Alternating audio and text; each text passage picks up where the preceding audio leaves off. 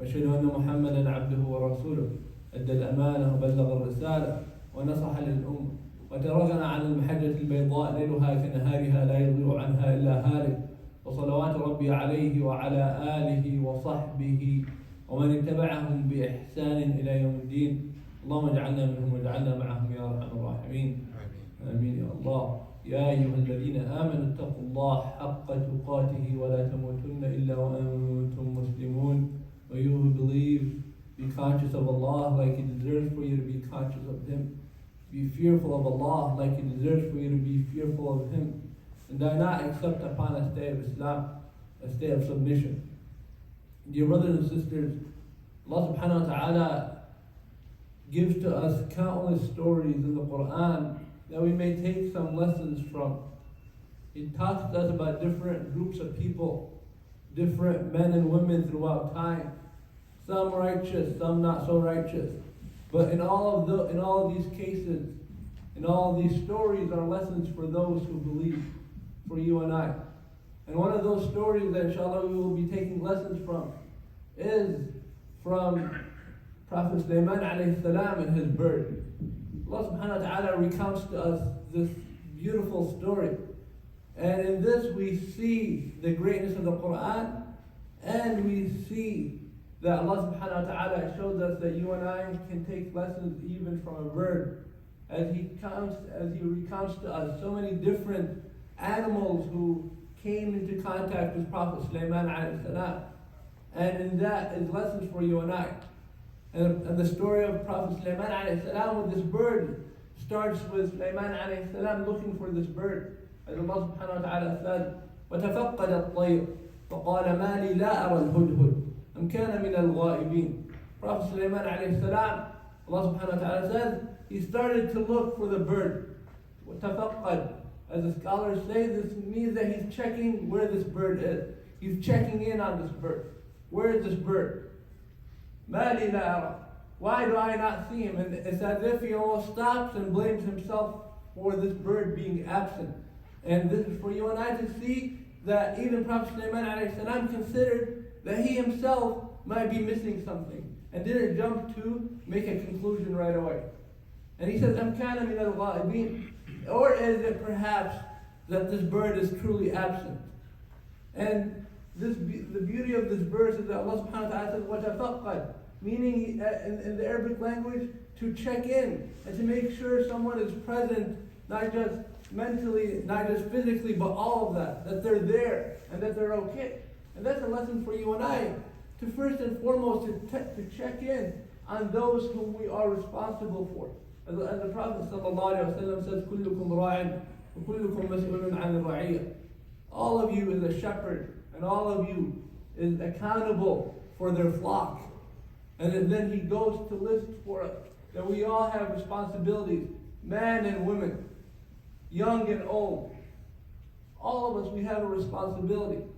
And if Prophet Suleiman alayhi salam had a huge kingdom that was not given to anyone else throughout time but him, and he was made accountable for even a bird among so many others, he still checked in on this bird. Where is this bird? And so he said, as the case with any government, that there are reward and there are violations, so there are consequences for those violations.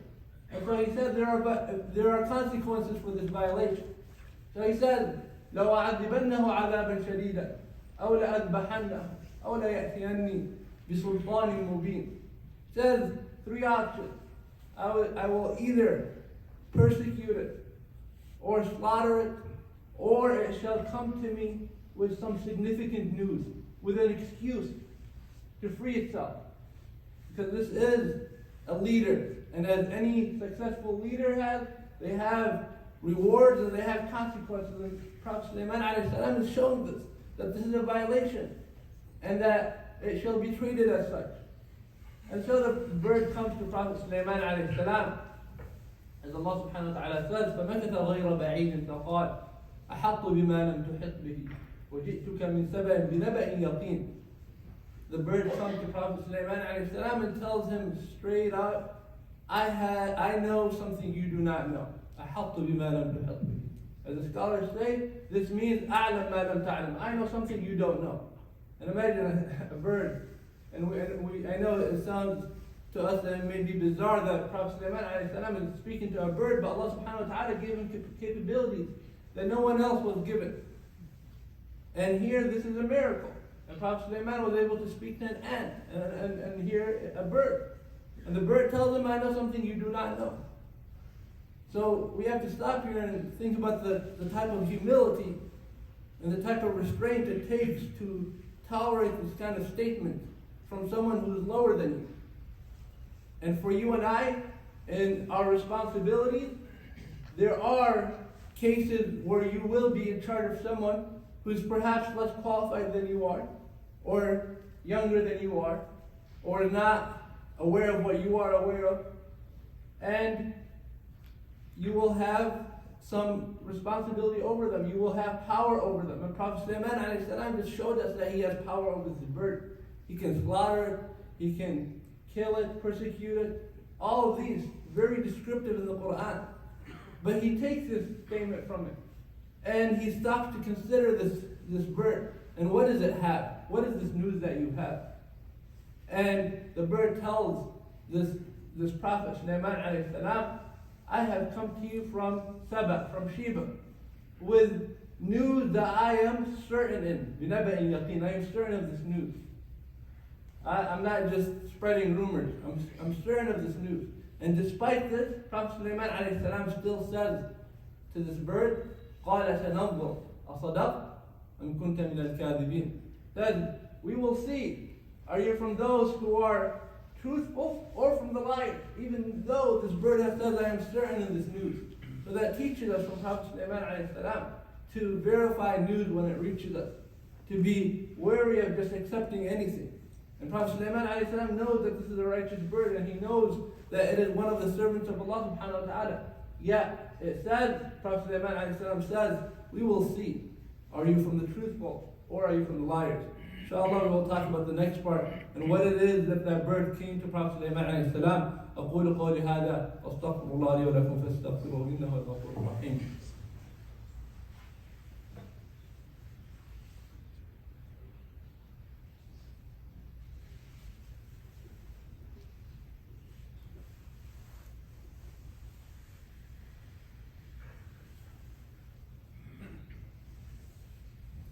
الحمد لله رب العالمين ولا عدوان إلا على الظالمين والعاقبة للمتقين. Dear brothers and sisters, we are taking some lessons from Prophet Suleiman alayhi salam and his bird that Allah subhanahu wa ta'ala talks to us about in the Quran in Surah An-Naml. First lesson that we took is the type of responsibility that Prophet Suleiman alayhi salam displayed even on checking in on a bird, a single creature in his vast kingdom. And second is the humility of Prophet Suleiman alayhi salam in dealing with this bird. And that shows us the type of humility that we should have in the type of relationships we have, whether that be with our family or with our co-workers, whomsoever it may be, that we display this humility, this level of understanding, this patience. And third, we come to see that this bird comes to Prophet Suleiman alayhi salam with some news. And as it does so, the lesson we take from this is the strong faith of this bird. And you see that the bird says to the Prophet Suleiman alayhi salam, إِنِّي وَجَدْتُ امْرَأَةً تَمْلِكُهُمْ وَأُوتِيَتْ مِنْ كُلِّ شَيْءٍ وَلَهَا عَرْشٌ عَظِيمٌ. Says to the bird, the bird says to Prophet Suleiman alayhi salam, I saw that there's a queen that has sovereignty over these people, that has power over these people. وَلَهَا عَرْشٌ وَأُوتِيَتْ مِنْ كُلِّ شَيْءٍ وَلَهَا عَرْشٌ عَظِيمٌ. And it's been given from everything. It has wealth, and it has power, and it has Arshun Azim, a massive throne. So the scholars note from this verse that this bird stopped to recognize and pay respect to the vastness of this kingdom, the wealth of this kingdom, and this queen who has power. So it respected the queen's power. But at the same time, in the very next verse, وَجَدْتُهَا وَقَوْمُهَا يَسْجُدُونَ لِلشَّمْسِ مِنْ دُونِ اللَّهِ. I found her and her people, this queen and her people, worshipping the sun instead of Allah subhanahu wa ta'ala. So this bird went all the way to Sabah to pick up on this piece of news. And it comes back to Prophet Suleiman to let him know about these people. So we see that this bird, as it was concerned, it did not act upon its concerns before going back to Prophet Suleiman, who is her leader. The leader of this bird is Prophet Suleiman. He is the leader of the entire kingdom.